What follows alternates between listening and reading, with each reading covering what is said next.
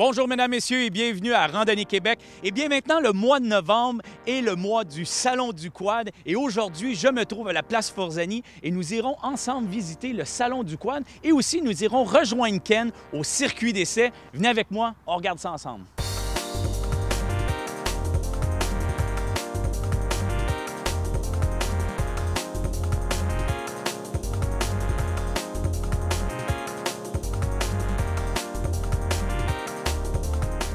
Danny, 16e édition du Salon du Quad. Écoute, cette année, il y a quelque chose de nouveau. J'aimerais que tu nous en parles.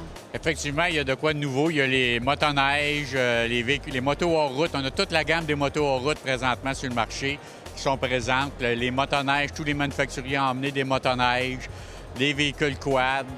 Donc vraiment, on a de tout pour tout le monde. Okay. Explique-moi le pourquoi que vous avez décidé de faire ça comme ça. Pourquoi qu'on a décidé d'emmener les motoneiges et les motos hors route? Bien, on a décidé d'emmener les motoneiges, les motos-routes avec les quads parce qu'on a des amis chasseurs, des amis pêcheurs qui utilisent des véhicules qu'ils n'utilisent pas normalement dans les sentiers. Donc, vraiment, on leur offre une gamme de produits, autant aux touristes, aux quadistes, à tous les utilisateurs. Puis, c'est les gens de VTT, de motoneige, de moto, c'est des gens moteurs. On les verra pas beaucoup faire des sentiers pédestres en forêt, mais c'est des amants de la nature. Ils vont utiliser leur véhicule, tout ça. Donc, un peu en ayant toute la gamme, on offre des produits à tout le monde. Puis, on a introduit aussi un programme concessionnaire cette année où on offre une vignette gratuite à tout le monde. Oui, parle-moi de ça, la vignette. C'est quoi la philosophie, l'idée derrière tout ça? Bien, l'idée derrière tout ça, c'est des gens qui achètent des VTT pour aller à la chasse, à la pêche. Puis là, bon, ils n'ont pas le VTT pour utiliser. Ils ont acheté ça pour une activité donnée, puis ils n'ont pas l'occasion d'aller dans un sentier, puis se refusent des fois d'aller dans un sentier pour dire, bien, je n'achèterai pas mon droit d'accès ou tout le kit. On a le quadiste invétéré que lui, oui, mais les gens qui ont des activités spécifiques, ils ne font pas des fois aller dans le sentier. On sait très bien que sur 100 des véhicules vendus, il y en a seulement 40 qui achètent des droits d'accès. Donc, l'objectif, c'est d'emmener des nouvelles clientèles dans notre réseau de sentiers, leur faire découvrir une autre activité autre que leur raison d'achat première. Et aussi, de l'année prochaine, via les clubs, de tenter de les conserver dans notre réseau parce qu'ils vont avoir apprécié la qualité de l'activité. Écoute, Danny, c'est toujours la même question chaque année que je te pose. Je pense qu'on le voit, c'est un succès encore une fois. Le Salon du Quad, c'est nécessaire pour les quadistes. C'est nécessaire pour les quadistes pour ramasser toute l'information sur les sentiers puis tout. Et donc, même avec l'ajout de la moto hors route, le réseau de moto hors route s'étend de plus en plus au niveau du Québec. Pour ces utilisateurs-là, enduro double usage. Et aussi pour les motoneigistes, bien, il y a de l'information pour les sentiers. La Fédération de motoneige est présente ici.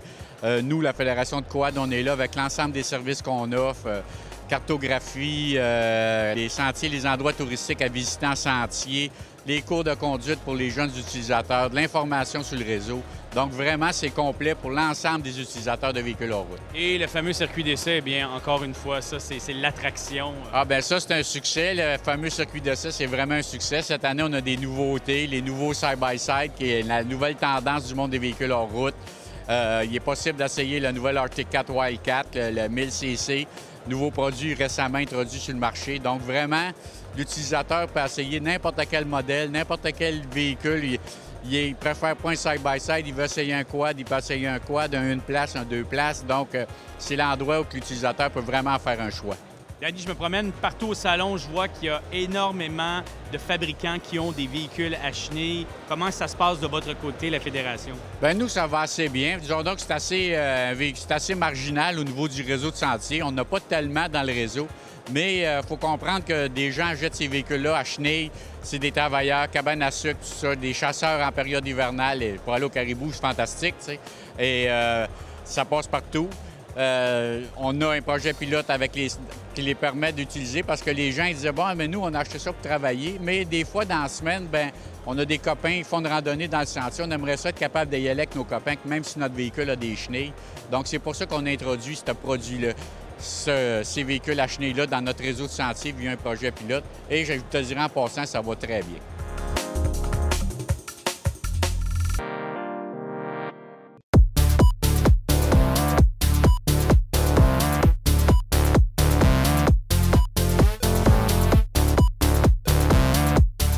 On se trouve chez Yamaha avec Martin Tejeda. Bonjour Martin, ça va bien? Bonjour, oui, toi-même. Ben oui, écoute Martin, qu'est-ce qu'il y a de nouveau? Comment ça s'est passé l'année 2011 plutôt chez Yamaha pour les quads? Écoute, on a une saison qui est vraiment tripante. La gamme a été augmentée cette année. On a un nouveau modèle, un 300cc, parce que, tu sais, souvent on est porté à penser qu'il y a juste les grosses cylindriques qui sont importantes, qui sont le fun, mais c'est pas tout le monde qui veut une bombe, il veut une grosse machine. Fait qu'on a ce nouveau produit-là qui est là. Donc, puis des améliorations au niveau des changements, au niveau des couleurs, des modèles spécial édition sur les modèles déjà existants. Fait que une gamme qui est intéressante, qui est complète. Toi, t'es dans l'industrie, tu connais bien l'industrie. Il y a des nouveautés dans l'industrie en ce moment, des choses qui se passent. Écoute, oui, il y a des choses vraiment intéressantes. Comme cette année, exemple, la Fédération des clubs quad va donner gratuitement la passe de sentier pour tous les clients qui vont acheter un VTT neuf. Donc, Yamaha participe dans ce programme-là. Il y a aussi les corridors permanents des sentiers de VTT qui sont en train d'être travaillés par la Fédération. Vraiment des choses qui sont vraiment le fun. Le marché du VTT se porte vraiment bien, puis ça va de l'avant. Et là, on parle de véhicules neufs et vous, chez Yamaha, bien, vous faites des cadeaux à vos clients Yamaha. Ah oui, je suis content que tu me parles de ça. Écoute, il fallait pas que j'oublie ce bout-là. Oui, il y a des baisses de prix substantielles cette année. Donc, toute la gamme 2012, les VTT 2012, sans rentrer dans le détail, sont moins chers et de quantité importante que par rapport à un modèle 2011. Donc, vraiment, différence de prix. C'est majeur. Donc, tout qu'il faut pour stimuler l'industrie. Stimuler l'industrie et stimuler les gens à en acheter un neuf, peut-être changer de machine, justement, et aussi à prendre leur passe de sentier. Exactement. Tu sais, faire découvrir les sentiers aux gens, se rendre compte qu'il n'y a pas juste... Le VTT, c'est pas juste un jouet pour aller se pitcher dans la boîte. C'est quelque chose qui va réunir la famille. Les gens vont en profiter ensemble. Donc, on a un réseau de sentiers au Québec qui est fantastique. Il faut en profiter. Toujours une belle philosophie chez Yamaha. Ah, bien, on est zen, hein? C'est asiatique.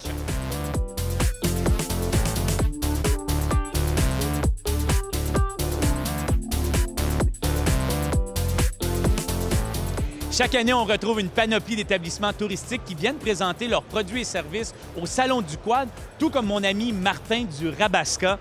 Hey Martin, comment ça va? Ça va très bien, vous-même. Oui, on t'a vu la semaine passée dans la grande randonnée Trans-Québec. Écoute, toute une aventure. Comment ça se passe, le Salon du Quad? Salon du Quad, cette année, on avait une nouveauté. Il y avait les manufacturiers qui amenaient les motoneiges. Donc, je pense que l'utilisateur de tous ces produits-là se retrouve encore plus là, maintenant avec le nouveau salon qui comporte plusieurs machines hors route. Si on parle en général, pour tous les gens qui ont des établissements comme le tien, est-ce que c'est vraiment avantageux d'être ici? Est-ce que c'est vraiment votre public cible? Définitivement. Et puis, on voit depuis plusieurs années qu'il y a beaucoup plus d'hébergements qui viennent s'installer dans le salon parce que l'utilisateur, naturellement, c'est faire du quad, faire de la motoneige, mais ça prend l'endroit pour dormir, l'endroit pour manger. Donc, faut être ici. Là, comment ça se déroule? Les gens viennent te voir. Est-ce que les gens font, comme on dit en anglais, du pre-booking ou simplement prendre de l'information? Non, c'est de l'information. Il n'y a aucun hébergement ici qui va vendre des nuitées. C'est pas le but de l'exercice, c'est de se faire connaître, de rassurer les gens au niveau de la sécurité, de nos sentiers, de nos établissements. Parce qu'aujourd'hui, les gens voyagent beaucoup en couple, ont besoin de cet aspect-là, sécurité, savoir les distances, et c'est ça qu'on explique ici au Salon. Est-ce que tu as vu des gens qui venaient de loin quand même pour venir explorer le Salon du Quad ici, qui est à Laval quand même? Effectivement, j'ai vu des gens de Québec, du Lac-Saint-Jean. Les gens se déplacent beaucoup pour venir ici. Il n'y a pas d'autre salon au Québec qui est sur le quad. Et puis, c'est surprenant même, je te dirais, comment les gens font de la distance pour l'information.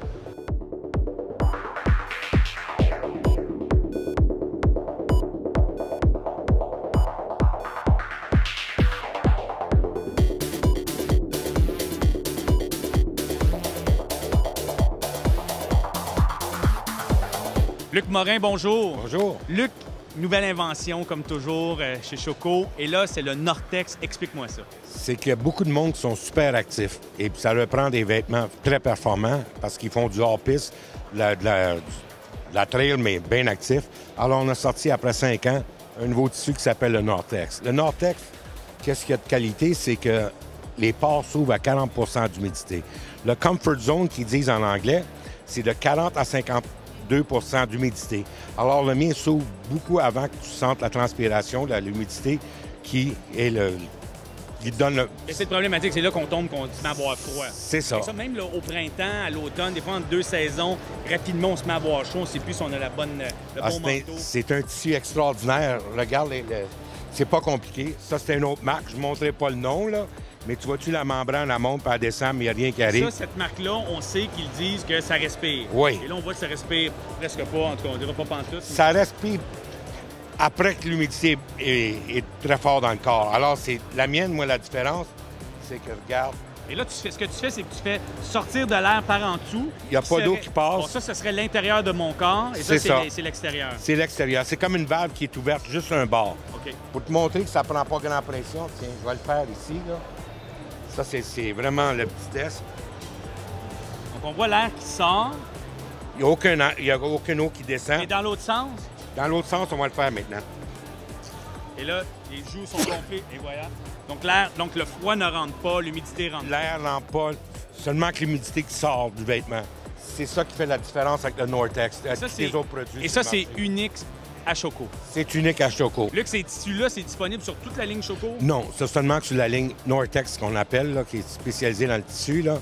Et puis, comme je disais, c'est fait pour du monde qui sont très actifs. Maintenant, tu peux l'avoir non doublé et doublé.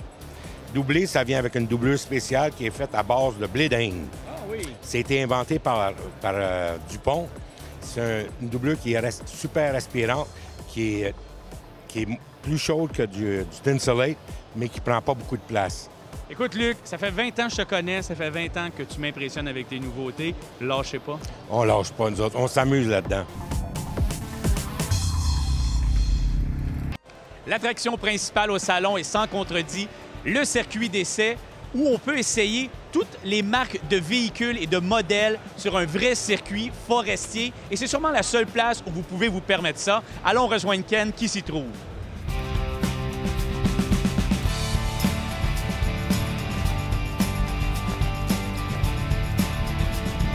Yves, c'est toi qui es le grand Manitou derrière toute l'organisation du circuit d'essai.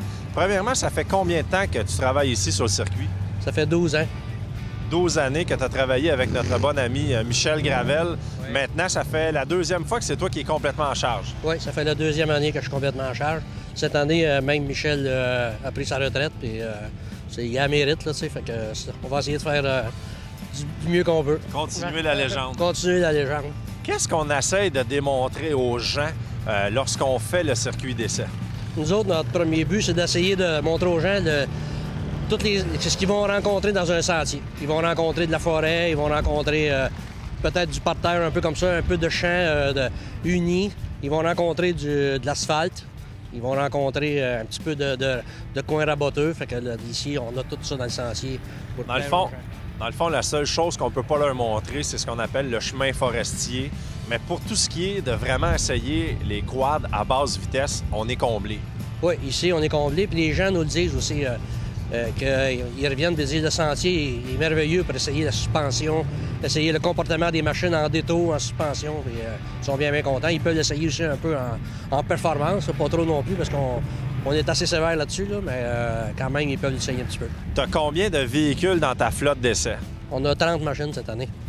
30 véhicules. Et qu'est-ce qui est de plus en plus populaire à l'essai? De plus en plus populaire, c'est le côte-à-côte, des véhicules côte-à-côte, en grosse cylindrée. Oui, c'est sûr que lorsqu'on va dans un véhicule comme ça, on veut quand même avoir une performance. C'est ça, le monde recherche la performance, puis c'est un véhicule qui est plus lourd, donc il recherche la grosse cylindrée. Est-ce que les gens vont vraiment comparer minutieusement entre certaines gammes ou certains modèles? Oui, les gens, souvent, ils arrivent avec une idée fixe. Peut-être qu'ils sont amateurs d'une sorte ou d'un autre, là, ils arrivent avec ça, mais des fois, ici, ils se convainquent aussi qu'il y a d'autres sortes, fait qu'ils essaient plusieurs sortes, puis des fois, ils repartent avec une autre idée, pas avec la même idée qu'ils sont arrivés. Ça.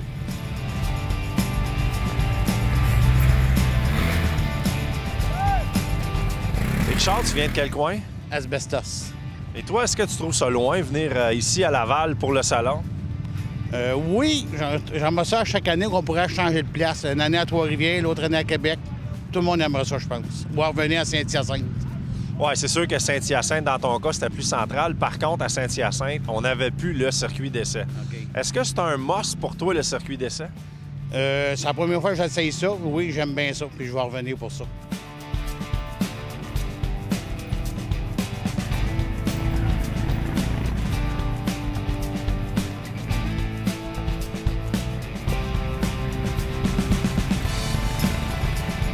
Les gars, est-ce que le circuit d'essai, vous trouvez ça que c'est important pour au salon? Ben oui, bien sûr, parce que c'est là qu'on voit la machine. On a beau s'asseoir dessus au chaud en dedans, mais la réalité, c'est qu'on va être dehors, puis il faut l'essayer. Ici, il y a du gazon, il y a de l'asphalte, il y a du bois, il y a tout, la réalité qu'on va avoir.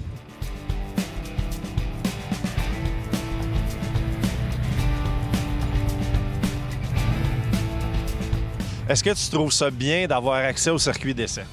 Oui, j'aime bien ça. Le but de venir voir le show, c'est de pouvoir les essayer, c'est sûr. Est-ce que tu en essayes plus qu'un ou juste un ou ça dépend des années? Bien, ça dépend des années. Là, je n'essaye juste un actuellement. Là.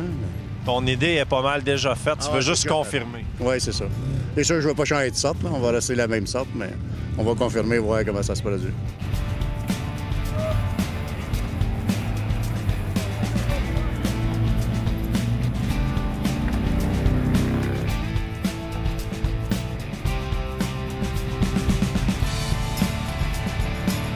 Dans le fond, c'est un peu à ça que ça sert, le circuit d'essai, c'est de convaincre la personne qui a la bonne idée ou la mauvaise. Oui, c'est ça.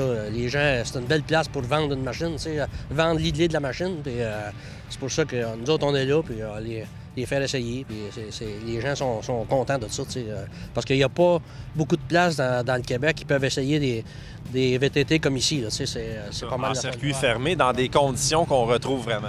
Oui, c'est ça. C'est pas mal unique là, à travers la province. Là, je pense que c'est unique là, parce que peut-être qu'il y a des petits circuits de place en place. Là, certaines compagnies, mettons, à un moment donné, font une représentation, mais en tant que tel, là, toutes les races, si on veut, de véhicules, on les a toutes ici, fait que les mondes sont comblés. Yves, je te remercie beaucoup parce que bon, j'ai eu la chance de faire le circuit quelques fois. Encore une fois, c'est un circuit qui est très représentatif, un beau circuit, juste assez rapide, juste assez courbeux et sinueux. Et les gens, le pouls des gens sont vraiment contents. Donc, ça veut dire que, encore une fois, tu as fait une bonne job. Je vais dire que oui, mais c'est mon équipe surtout qui est... J'ai la meilleure. Je ne veux pas m'inventer, mais j'ai la meilleure équipe du Québec.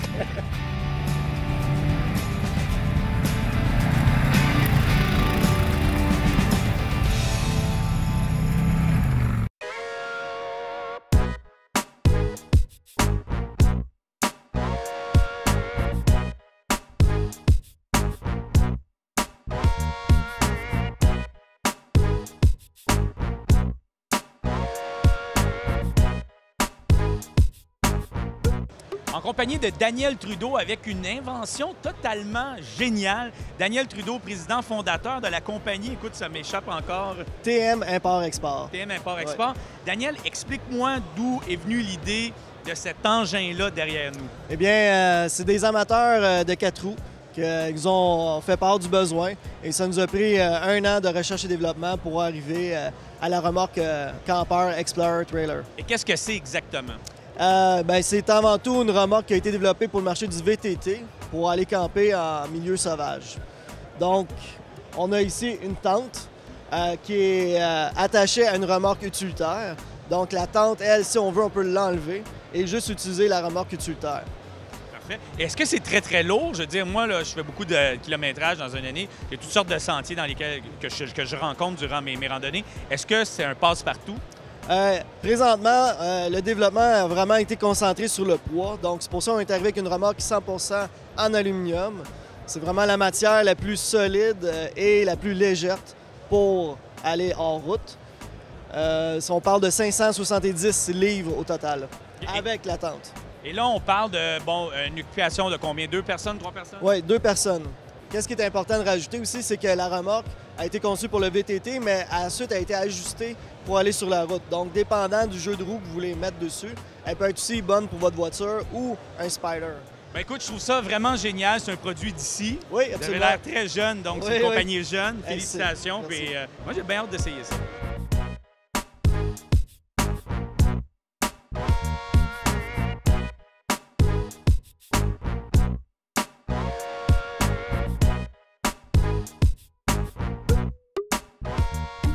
Eh bien, c'est déjà tout, mesdames, messieurs. Si vous voulez avoir plus d'informations sur cette émission, allez sur le site rds.ca/RQ. Bonne semaine, à la semaine prochaine.